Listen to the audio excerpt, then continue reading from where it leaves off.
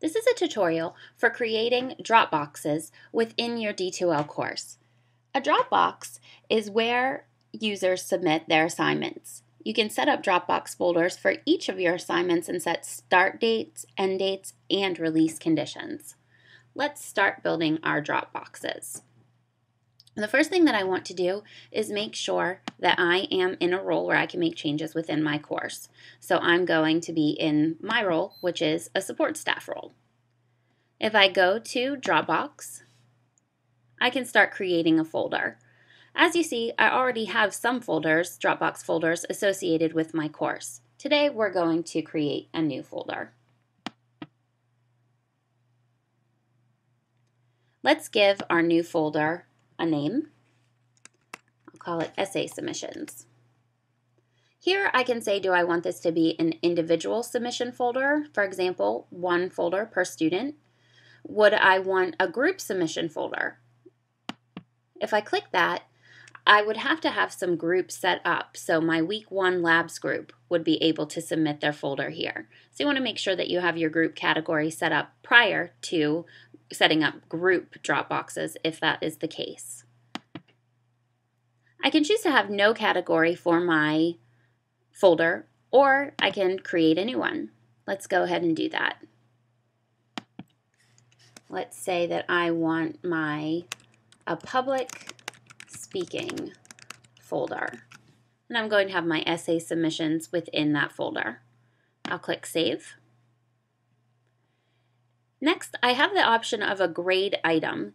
I currently do not have a gradebook set up within my practice course, so I'm not going to have any selections here. But if you did have gradebooks set up within your D2L course, you would be able to associate that grade item here with your Dropbox. You could say what you want it out of, and you can also place any custom instructions that you want here. If I click here,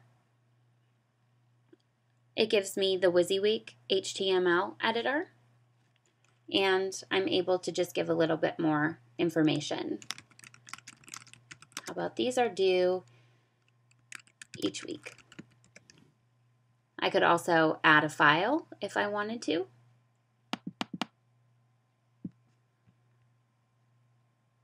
And I could show my submission options. The first is unlimited, or maybe I only want my students to be able to do one file per submission. Do I want to keep them?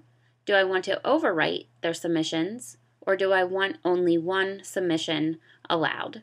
So we're going to keep that at the default of we're going to keep all of the submissions from our students. If I click Save, I have successfully created a new Dropbox folder.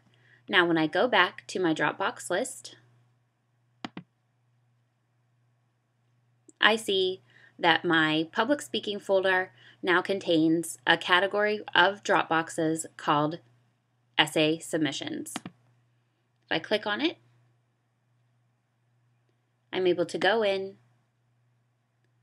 and I can see what students have submitted anything. This is my roster, and it will tell me when their submission date is, and it will also give me an option to delete it.